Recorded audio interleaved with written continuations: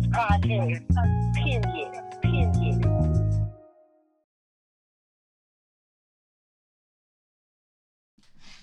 Oh, I got the mic in so far. Look, hopefully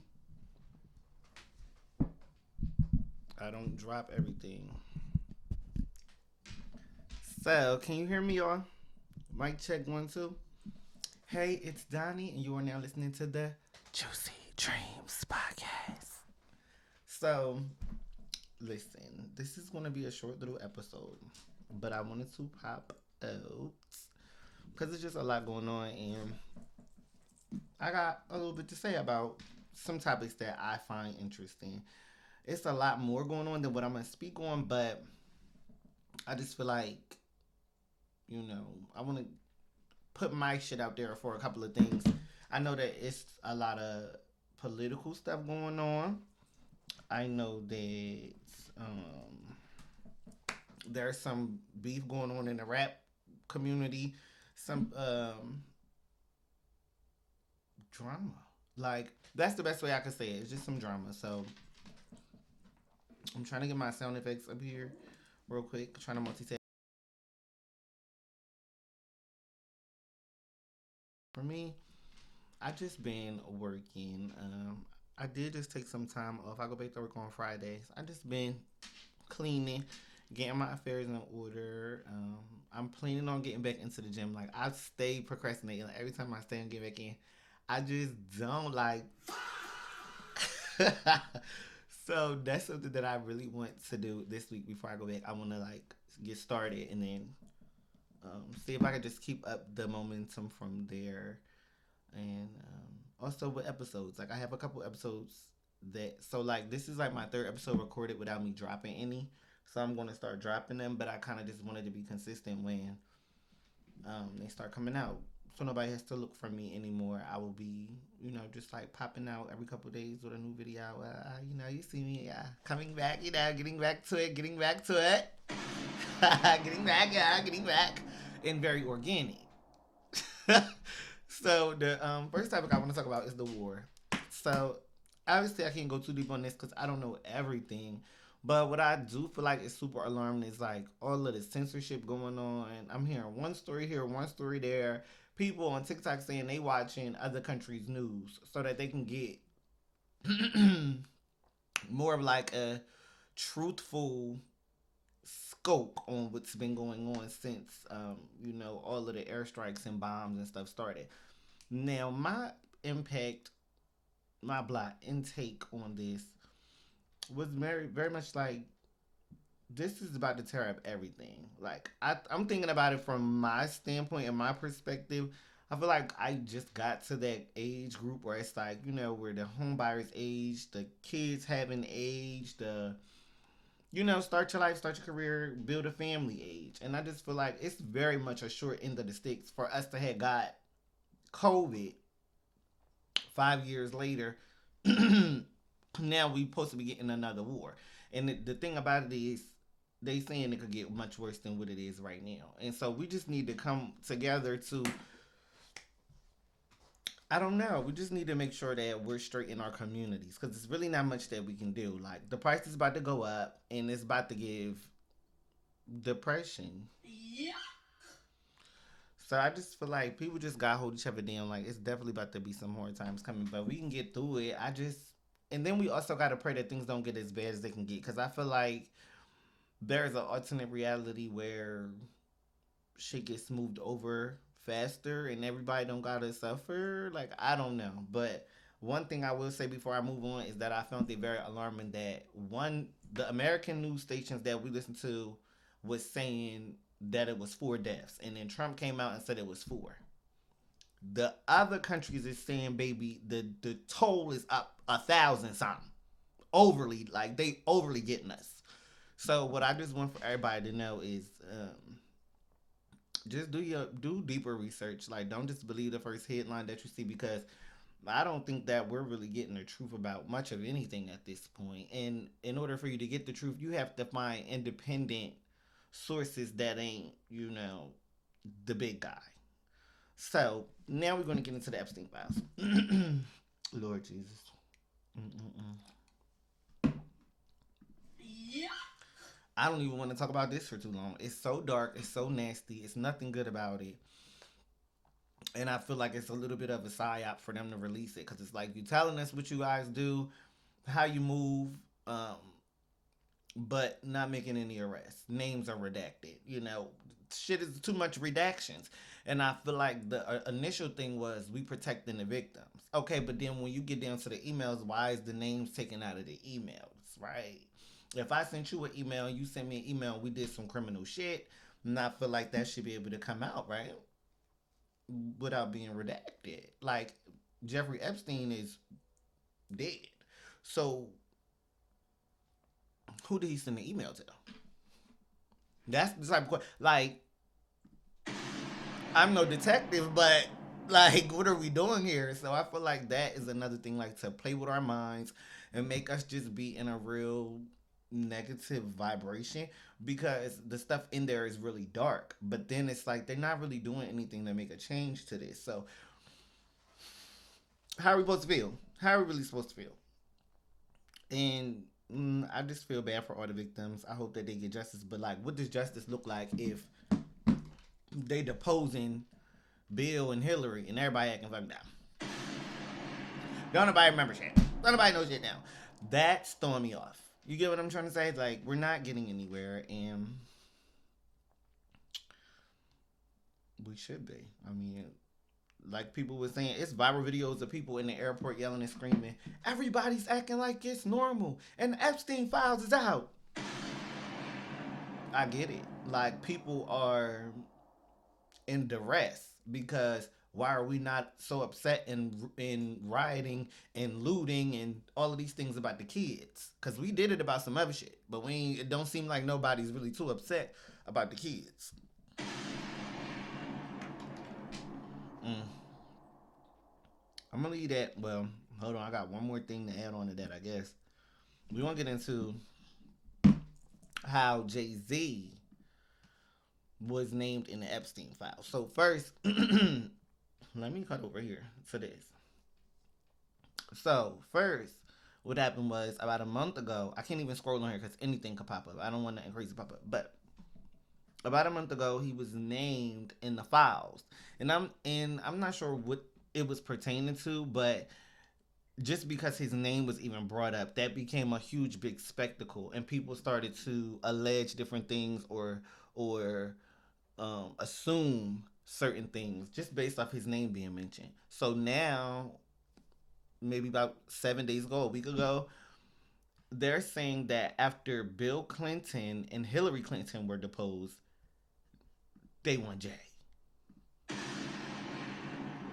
Now, this is all alleged coming from Representative Nancy Mace. However, it's a Sean Carter at the bottom of this list. Let me go back so you can see. And I'll read some of the names before him. Like at the very bottom, his name's at the bottom. It's Richard Charles Nicholas Branson, Borge Brende, William Joseph Burns, and Sean Carter. That right there sent Twitter into a frenzy. You already know, like, for the last, since Nicki been on them, Twitter been on them. And matter of fact, I ain't even gonna put that on Nicki. It really been since Diddy. They have been trying to get Jay. Like, they are trying to get Jay. And I don't know, like, if he did something and y'all can prove it, get him. Like, I don't give a fuck. My whole thing is just more so, I just don't feel like they prosecuting people to the fullest extent of the law. And I don't think I would be satisfied with a deposition from Jay Z and then still no arrest be made because y'all didn't lock up Bill and Hillary. Like this time next year, we need to see Fed cases and RICOs and trafficking. Like we need to see all this coming to a crunch. No Nestle. Like we need to see people go to jail, and that's just like I won't feel like any real change was made if don't nobody don't serve no time. And God forbid they go in there and now all of a sudden they they gone. They died. Because now people don't even believe that he passed away in that cell. People got their own speculations on what they think happened on that fateful day. So it's just a lot. And I'm going to move on because really what ends up happening is that I feel like us having a conversation about everything surrounding Epstein desensitizes us to how disgusting everything is that's involved with it. And it's very important for us to speak on it to a degree so that it don't just get swept under the rug. But I just feel like it's so much being spoken about and not enough being done. So I don't want to contribute too much to that issue. So I'm gonna move on to some messy shit now. We got let's get out of the paint and get into something a little messy. Like we like a little pop culture messy shit, a little beef or whatever. Send them shots off if you get down where you mad out, okay? On the D homies. So, um, there has been this narrative going around that with JT and her boyfriend Little Uzi, well, I guess it'd be the other way around. Little Uzi and his girlfriend JT, that they think it's a public PR relationship. They think it's a um, beard relationship where Little Uzi is using her as some sort of cover or something of that nature. And they also feel as though JT just using him for money or to keep herself afloat because her career is not doing well. This is what the people are saying. This is not what I'm saying. So, Little Uzi does an interview about, I guess, well, he speaks about JT in the interview. And the shit that he said was just pretty much embarrassing. Like, oh, he played with his dog. They get into a fight, and she chased him after they leave, after they fight, so he won't leave. I mean, I really don't have to say too much to say what the issue is about this. Both of y'all are celebrities, and this man out here talking about she chased me down so I don't leave. Like, that's not good for her image. That ain't city girl shit. That ain't city girl shit at all. But truth be told, I don't think she's any longer a city girl. I mean, that wave has long gone. She don't bang with Young Miami. Young Miami say she don't want to be associated with that no more. So I guess we could take them out of that lane. But this will put you in a Mariah the Scientist, Rashida type of lane. Like this will put you in another lane where I'm not sure that your core fans are really rocking with it. I'm not. I don't think I'm a core fan of JT, but I like her and I like her music. I just think her like when her public relationship gets put on the front. Anytime it gets put on the front, it never looks good for her. Like I remember her even doing an interview talking about they did a photo shoot and it ended up coming out, but they was beefing about the photo shoot. Like, why are you telling us that like y'all was beefing? And then the Ice Spice thing, and then the Cardi B Star Brim thing, and then the Santana saying "Arr," every time he around you. Arr. It's like people keep getting these one ups on you, and I kind of feel like he's allowing it. And in a relationship that I would be in, I don't know how long I would be able to tolerate something like that before I feel like you don't care about me because you continuously embarrass me. Like, come on now with this shit, bro. And I get relationships is not perfect. Like, I'm sure there's so many things about Uzi that's good that we don't see, but it's just embarrassing every time when your relationship is like being brought up. It's negative. It's not like a, I don't know. It's hard to describe, but it's just like, damn, the relationship is doing more harm to your image. I don't know what it's doing in real life. It may be beautiful in real life, but I mean, you're getting dragged on the internet behind this nigga. I mean, at a certain point, career or nigga, and maybe she already made that decision. But let me get to the messy part. So Santana has spoke on her relationship before. Now here we are, a few months later. Jayla from Baddies Bad Girls Club is speaking on her again or her relationship. She said about Little Uzi, he hates her. He tolerates her at best. Why would you go somewhere and say this? He thinks that he's the prize. Woo Lord, I hope a nigga like this never find me. He don't like her. And yes, I said it. Oh well. She gonna need a bomb for that because that was out of pocket. But you see, I don't have an issue with the statement being true or false. I have an issue with the dog pile. Like I've never really been a dog pile lover. Once I see too much, it's like, okay, let up. The job is done. Like the horse is dead. You get what I'm trying to say? And I truly feel like when it comes to Little Uzi and JT relationship, all of the things I just spoke on, people have already dissected it, said they piece on it, made videos, said he's embarrassing. And so for her to compound on it, it's kind of just like I understand why JT was frustrated. And JT busted back. I wasn't able to find it. Some stuff must have got deleted. That's fine. But JT did respond to Jayla and basically, defended her relationship and cussed Jayla out and basically told her she didn't have any place. And in this scenario, I'm on JT's side. Like, yes, the nigga is embarrassing, but that's my nigga. Like, this is my business. This is what I got going on this side of town. And quite frankly, you ain't gotta like it. You ain't gotta love it. And so it's like I get somebody's frustration with everyone always wanting to put their 2 cents in when it really don't even matter. That shit don't even count towards the dollar, my nigga. Like that's not gonna help me make this purchase, that 2 cents.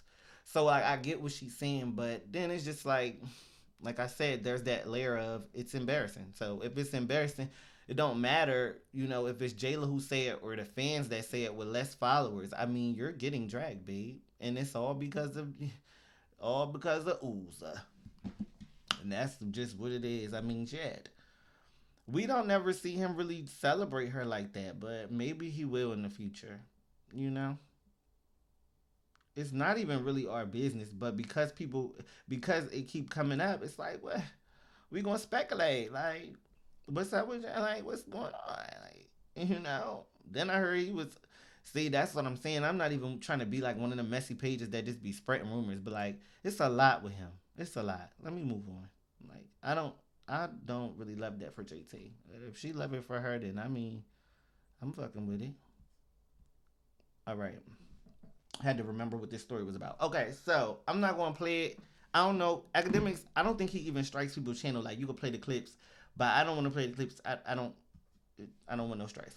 So what's really going on here is that academics have made like some blanket statements about Atlanta rappers all smashing Ari and I'm paraphrasing, but like shit industry passed around like all the rap niggas hit her in Atlanta and that's how these chicks is moving out here nowadays. Like, and Jada tried to shame her for it, but she really the same type of chick. Like, he was just popping it. He was popping it, and Ari, Ari didn't like that. She didn't like it, and I don't think this is the first time he said something about her because the energy she came with was like, oh.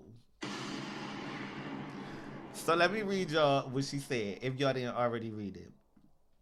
She said, I want everybody to pay very close attention to what I'm about to do to academics. I let y'all play for way too long, but you keep defaming my character. I'm taking it to hell. I hope that streaming money tuck, bitch, because I'm coming. What? Oh, shit. And you know what, though? Like, I could only be so mad at somebody that's defending their character and their name, like, for real. That's all you really got. Like, say you broke tomorrow, say you die tomorrow, like all you got is your name. So I get it, like she don't want him playing on her name like that, especially if it's not true. But I don't know, it's gonna be hard because the public's opinion and I don't even know what the public opinion is, but my opinion is similar to academics. Like I would assume that she have messed with a lot of niggas in the industry, like rappers, etc. I don't know that to be true, but that's the type of aura and energy that it give. And then the rumors and allegations that have came out about her make me believe that more. You get what I'm saying? So I don't think that he right to just straight up just call her no hoe and like say she didn't pop everybody and he don't know that. But I think that it's a fair assumption, if that makes sense. Like it's fair to think that, it's not fair to put that out. If that makes sense. It's not fair to say, oh, she got popped by the whole Atlanta when you got this big platform and you don't know that to be true. But it's okay to believe that based off of who you do know that she messed with. But that's okay. I'm moving on from that because I don't everything's allegedly that I said. But the whole point is, I mean, are we really this is my thing.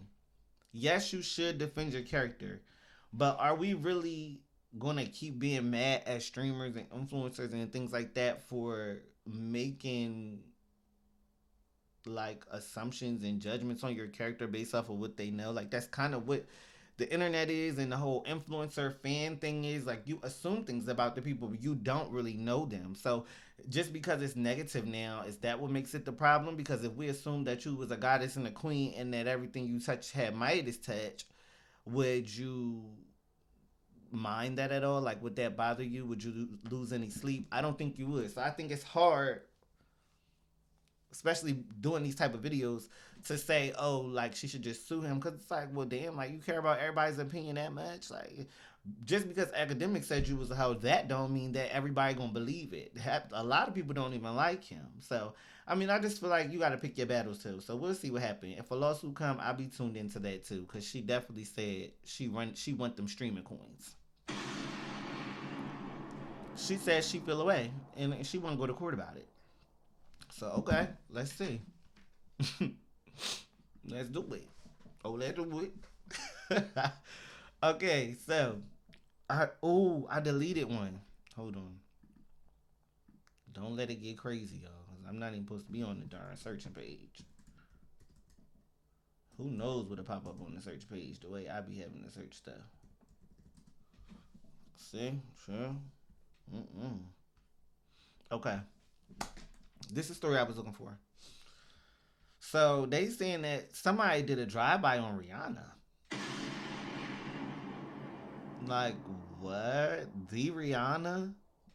The Rihanna? Like, I'm hearing that she's good. I'm hearing that she's safe. She ain't hurt. But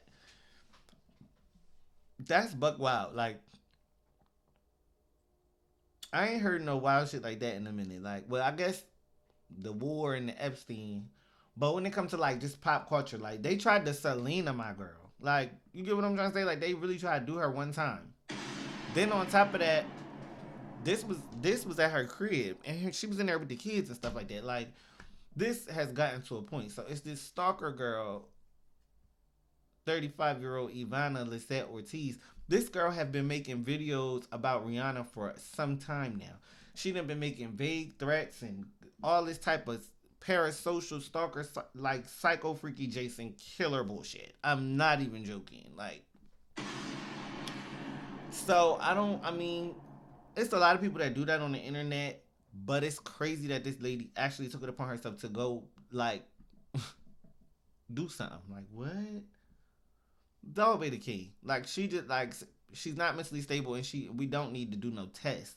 Just throw away the key, lock her up. Like she's crazy. And then they saying it's a conspiracy of her. I don't even want to get into it. Like I be so scared now that because how they be doing bitches, I don't even be wanting to let people know how much I do or don't know. I don't even want no target on my back around this bitch. Like it gets so crazy because they just want us to believe what they told us the first time. And once you don't do that, you already bitch on thin ice. So I'm gonna move on from that topic. I do believe the girl was crazy, but it's some other shit. Do y'all research on that girl? That girl name is Ivanna Ortiz. Look her up. See if you find anything that might pique your interest. Cause I seen something that was like, huh? And pertaining to legal matters and stuff like that. So I was just like, well, what's the correlation between these two things? But anyway, let me move on, because sometimes with conspiracy theories, oh, it's just nothing. Oh, it's nothing. Prayers to Rihanna. Hopefully she, get her under the jail, because that's ridiculous. What did Rihanna do? That lady ain't had no reason. She didn't. It was like a literal. That's what throws me off when people do stuff like that.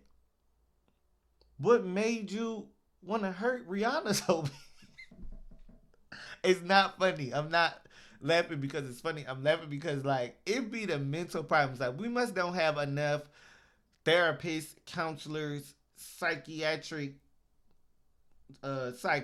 around this bitch. We must don't have enough mental health fucking support around this bitch for people to be clicking out and just throwing their life away, child. I don't know. So now we're gonna talk about how Blueface tried to throw his son away. I don't know what's going on. I don't, and then well, we gotta get into it. Long story short, this we about to figure it out, bitch. So Blueface said a couple days ago, Junior is not my biological son. R.I.P. to his father, Ronnie. I can no longer continue to plot. It doesn't feel right as a present father in all my kids' life to be discredited as an absent father to a child that is not biologically mine. I try my best to fill in the blanks because his biological father is no longer with us. But I can't continue the plot. It doesn't feel right. Hmm. I don't know how I feel about this.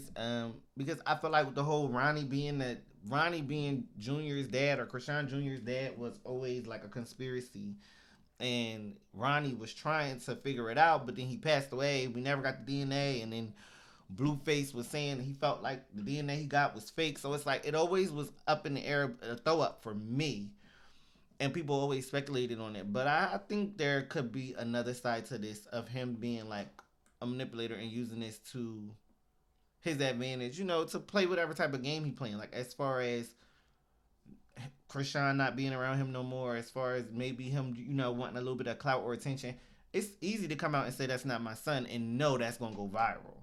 So I'm like, I'm stuck between him feeling like this not my son or him knowing it's his son and playing games because he knows how to generate content. Like it sucks. It's kind of like the boy that cried wolf. It's like Blueface plays so much that I don't know if he's saying it's really not his son or if he's saying it's not his son because this is the next stunt that he pulling. Like I just don't know. But I felt like that was important to say because it's just like, well, why go all these years and hold that baby and play like that was going to, like you was going to do that when you wasn't going to marry Chrisean. So either way, you was on bullshit from the beginning, acting like that was your son if you didn't believe that. But we'll figure it out because, like I said, time will tell. That's how I feel about almost everything I spoke about so far. Like, time will literally tell because right now it's just a lot of speculation. Who did what? Who might have did what? Who's associated with who? Who feels like this, that, or the third? Get this shit like 3 months, 6 months. All of these stories we talking about now will have come to a boil, a crunch. Like I said, no Nestle, because you can't just stay in this purgatory space for so long where we talking about shit and we not getting no results. We talking about it and we don't see how it end. We gonna get to the end of the story eventually, and I'm telling you, that's when we gonna lock in. And I'm gonna come back. I'm gonna circle back and revisit how I felt about the shit. Now, I don't watch Real Housewives of Atlanta, but I guess I gotta watch it this season because I'm a huge fan of K Michelle, and she done took her ass over there, child. Yeah.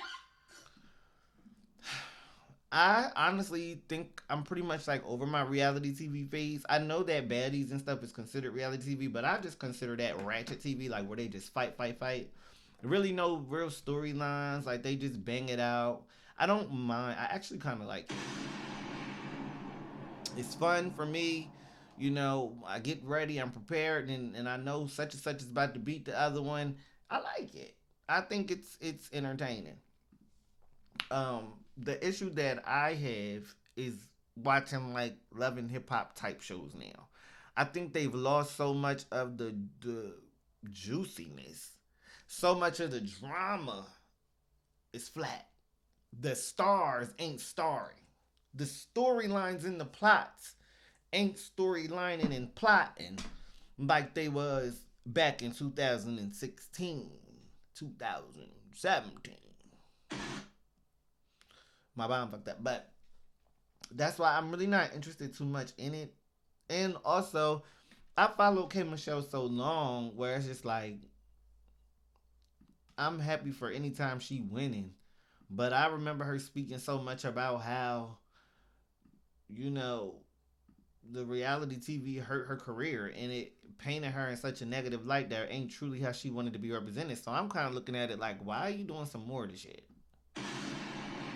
And I said that when she was on Marriage Boot Camp, and I said that when she was on such and such and such and such. I'm like, you're doing all this reality TV, but you saying you don't like reality TV.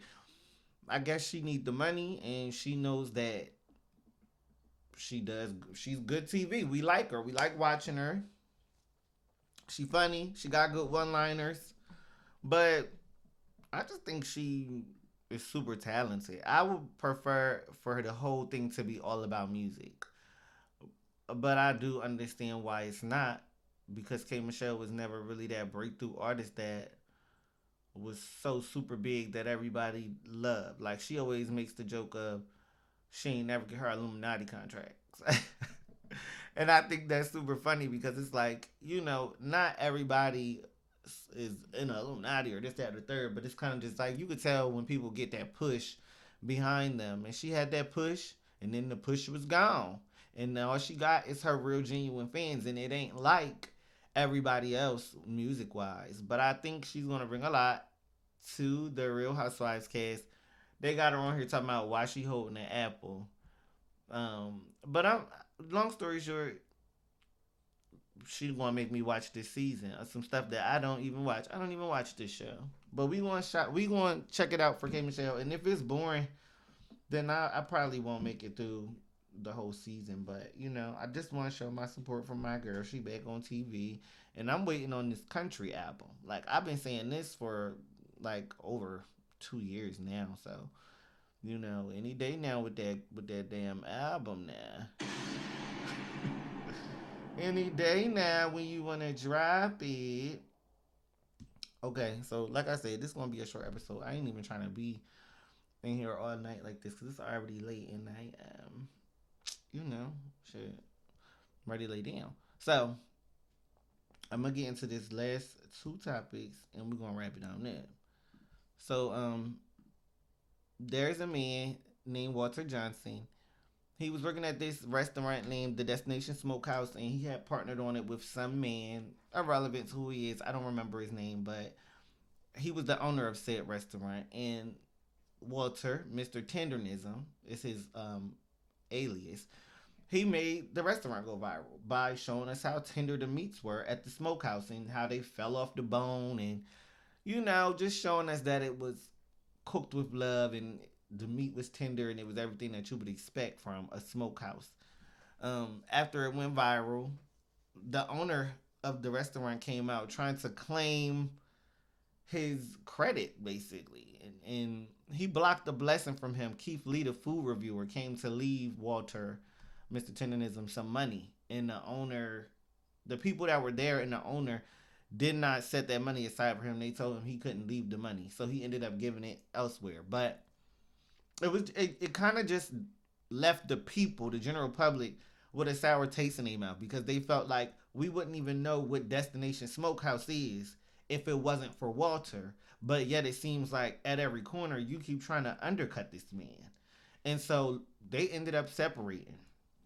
And I heard an allegation. I'm not sure if this is 100% true, but the owner went to go to trademark tendernism, which is the phrase that Walter used that made the restaurant go viral. So I think he kind of wanted to kind of close the door and like hit him with it as he closed the door. Like, oh, okay, me and you are splitting, but I'm going to take what you made and I'm going to still benefit from it. And people watched this whole thing play out. So it had the complete opposite effect of what he thought. The restaurant, from what I'm hearing, is empty. People are not eating there because Walter is no longer there, and he has started his own thing, Mr. Tendernism. So Mr. Tendernism is a thing now. That's his new alias, and I'm here for it. He's out here cooking. He's done Ron Isley's birthday party so far, which is a celebrity. So, I guess you could say that now he's a celebrity caterer if he does decide to open up a location or anything. But for now, it's tendernism on wheels around this bitch. And I love that for him. And I also love the fact that a black man went ahead and fought for the tendernism trademark. So that way, when the battle went down, he could give it to Walter. So instead of him losing the trademark, somebody else already had jumped on the gun and was like, ho, ho, ho, let me get that for him. And secured the damn trademark for him. Look at when our people stick together. Oh my goodness. That makes me so happy that man seeing how that was going and seeing how they was playing with him. And before the trademark got stolen, he said, let me stop it from getting stolen. And then relinquished it. onto Walter. That's the best shit. Like that right there is just a success story, but it's so layered in so many ways because it's like that man really tried to block his blessing, and then he tried to swap destinies. Like he literally tried to be the star. Like we partnered up on this. Yet we don't give a fuck. You gotta know the internet is fickle. We don't know you. We know him. And you came in here too abruptly trying to force yourself on us. Like the way the owner came was just not, it wasn't personable. The way he came off. And so it was like, even if they didn't split, you was never gonna be, it was never gonna be you, my love. We liked Walter for what we liked Walter for. And now Mr. Tendernism gonna run off into the sunset and get that money. Okay. Yeah. Period. Now, let me get on to my last topic because that got me real passionate right there. So, there is this. Um, I don't even know what you would call this. I'm not sure if this is a podcast or what. Let me see. Hold on.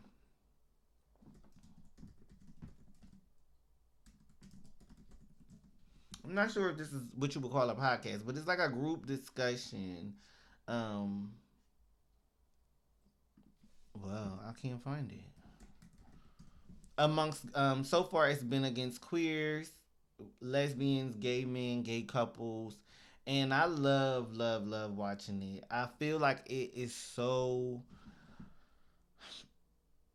insightful, especially even just like because I'm a part of the community, so I know a lot of this stuff already because I've experienced it. But it's really nice to watch this podcast and just listen to everybody's different perspective. One is, as you can see, one says black gang agent, so it's like men like 35 plus, 40 plus. And then there's one up here that says the couples edition, and it's couples that have been together like 20 years, 18 years, like ridiculous amount of time. And listening to these conversations from gay men is so inspiring because it's just like we're not a monolith. It's not just everybody is just going to die alone. Everybody's going to die of AIDS. Everybody's going to not have a husband. Everybody's going to, be lonely forever. You got to just be a hoe forever, and it's just all about being sexy. Like it's seeing all of these different views and perspectives that really let me see that it's social media, honestly, that paints a bad light on a lot of things, but especially in the community because I feel like there are a lot of wholesome people that are not being a light is not being shown on them. But then it's also where you're looking at, like, are you on apps and are you doing this and doing that? Are you having community? And these are things that they talked about, and I feel like it really just changed my perspective on a lot of stuff, and it really is just entertaining. Listening to their stories and seeing how you grow as a gay person, seeing how you grow into that satisfaction or that learning to accept certain things about life or setting those goals in life and reaching those milestones and goals and making new ones and just all of the things that they talk about. Just like they said, they talk about stuff like, well, dang, I wonder if I'm a who's gonna be around like in the end of my life because I don't have kids. Like so many things like that. I don't even want to talk about everything they talk about because I would rather you watch it. But my whole take on it is that it's a beautiful idea that Craig came up with, Craig the writer, and he put together these conversations between groups of queer people, and the turnout is just amazing. Like especially if you're a part of the community, I feel like you'll feel so seen listening to it. But if you're not, it's very insightful. So you can see how these people live and get into the depths of it. Like I feel like there's so many stereotypes about gays. Even on one of them, there's lesbians on it. So it was with black queer men and women. So you could check that one out too. But even the women spoke on certain things that I was like, oh, that's insightful for me. Like, them speaking on how they're perceived and they feel as though, well, some of the women spoke on, sex, SA. Some of them spoke on just never being attracted and just never having that experience. And then some of them spoke on, you know, the bisexual thing, how like they are not attracted to women who are attracted to men. So like I kind of wish I was there to like add my tidbits and say how I feel about certain things, because that kind of conversation is the kind of conversation I really thoroughly enjoy having. Like just talking about the real. You know what I mean? And I think that it's hard for me to do that a lot of times on the podcast by myself. But when I can back and forth and kind of volley off of another person, I think the shit really does get deep and it gets real good. Like it gets to the point where you could peel back the layers of the conversation. So I'm excited to have some to steal a little bit of those conversations and kind of mesh them in, but also some other shit that I've been, watching and listening to. Like I watch shit to be inspired. Like I'm not always just trying to be entertained. Like I want to, watch shit where I want to be in those rooms. I want to watch shit where I want to add to that conversation so that I can kind of compound on it. I don't want to just, absorb it and move on. So with that being said, I'm gonna link that down in the description if you want to check that out. But we're gonna do our affirmation real quick, and I'm gonna let y'all go to the next time.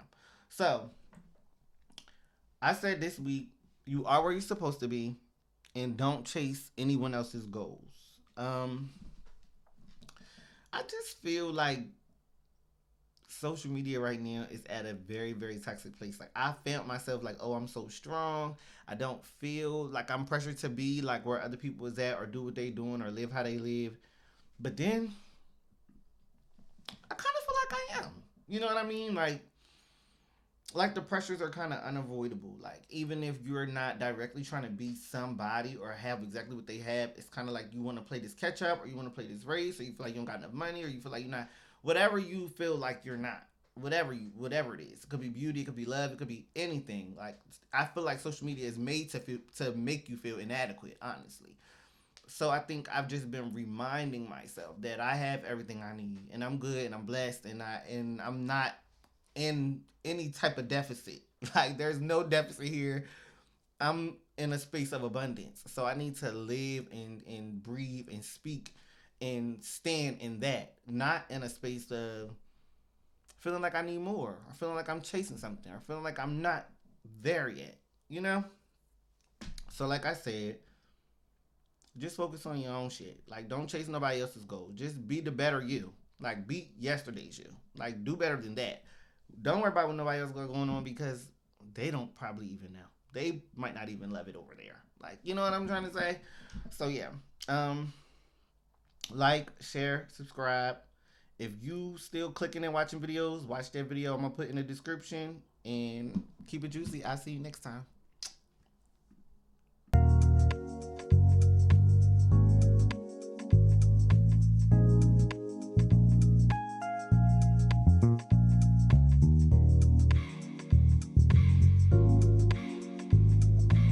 I love Juicy Dreams podcast. Period. Period.